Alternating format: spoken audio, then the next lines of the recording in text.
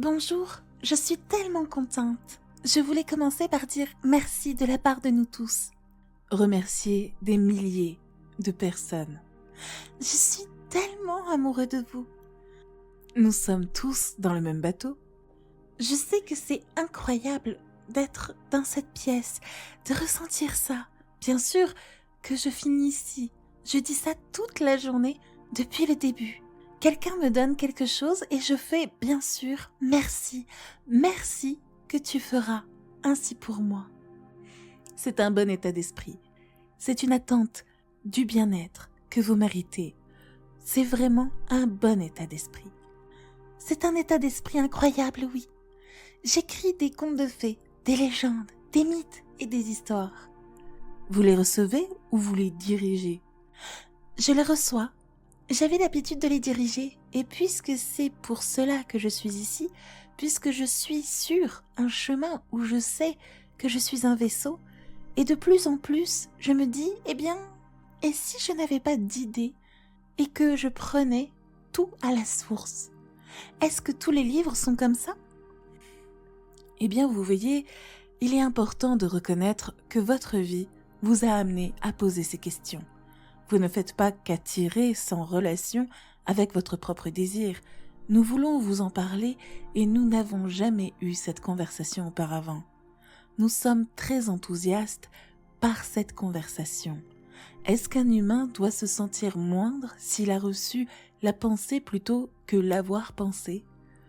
Mais beaucoup de gens diraient « Oh, j'ai beaucoup de pensées, ces pensées, parce que les recevoir est juste trop facile. » Discutons-en.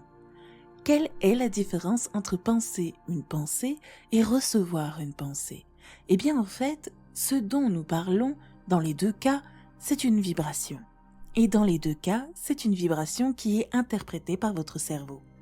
Ainsi, à l'étape 1, vous pourriez dire « Je pense à cela ».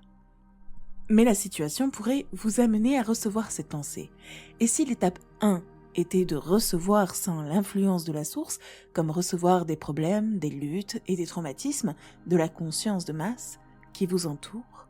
Et si l'étape 3 ou l'étape 5 sont des réceptions de la source? Et donc, appelons toutes les pensées pendant un petit moment des reçus. Mais nous avons une grande question pour vous. J'ai une grande question. Oui, bien sûr que vous en avez une. Mais notre question est délicate, alors faites attention. Si un arbre tombe dans la forêt et qu'il n'y a personne pour l'entendre, a-t-il fait du bruit? Voulez-vous répondre à cette question? Je dirais que non seulement il n'a pas fait de bruit, mais qu'il n'est jamais tombé. Sortez. Eh bien, il y a eu son expérience. Il est tombé, l'arbre est tombé. Quand il est tombé, il a eu une vibration qui s'est produite parce que c'est juste la physique de la nature.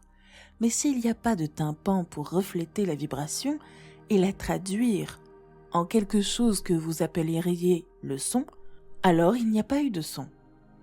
Il y avait juste une vibration parce que l'oreille devrait être là pour l'entendre.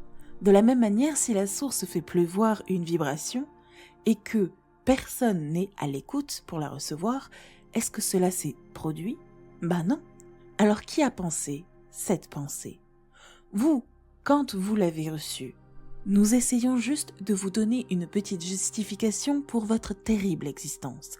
Nous voulons juste que vous reconnaissiez que lorsque vous recevez une pensée, vous pouvez vous attribuer le mérite d'avoir pensé la pensée.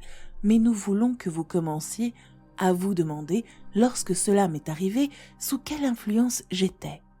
Étais-je sous l'influence de la source ou étais-je sous l'influence de CNN? Suis-je sous l'influence de la source ou suis-je sous l'influence de regarder les gens à la piscine ou se chamailler entre eux? Sous quelle influence suis-je? Nous en avons donc rapidement parlé, mais nous pensons que cela vous serait utile. Et maintenant, donc, vous recevez. Oui, je reçois beaucoup. On aurait dit que vous sondiez dans la direction de... Ou peut-être que c'était nous. Vous pensez à la pensée et vous recevez la pensée. Je sais que vous êtes bon dans tous les cas. Je suis bien, peu importe la façon dont je m'écris. Vraiment, parce que vous allez gagner beaucoup pour ça. Vous allez bien gagner. Et il pourrait y avoir ceux qui pensent que vous ne devriez rien gagner pour des pensées que vous ne pensiez pas avoir reçues. Eh bien, je dois le partager avec vous parce que j'écris ce que vous faites et ce que vous dites et les principes de cette loi d'attraction, un conte de fées pour la génération. Pour les générations suivantes. Et donc, ce qu'Esther veut vous demander, c'est de prêter attention et de vous assurer que ce soit vibratoirement exact. Ne bousillez pas son travail. Je suis juste tellement bénie tout le temps. Et maintenant, je m'écris volontairement dans les coins parce que je sais que ce n'est pas moi qui vais trouver la solution. Je vais l'inspirer. Comment savez-vous que vous vous êtes écrit ? Peut-être l'avez-vous reçu ? Comment savez-vous que lorsque vous avez une étape, un moment, vous n'avez pas reçu l'inspiration de la source pour aller mettre le doigt sur une question afin de provoquer une solution ? N'est-ce pas là le but de l'expansion et de l'évolution ? Pourquoi êtes-vous si prompt à vous condamner lorsque vous avez une question ? Pourquoi vous félicitez-vous uniquement lorsque vous avez des réponses ? Pourquoi vous condamnez-vous lorsque vous avez un problème ? N'avez-vous pas besoin d'un problème pour avoir une solution ? Et la solution n'est-elle pas le mouvement vers l'avant ? Oui, je vais y arriver.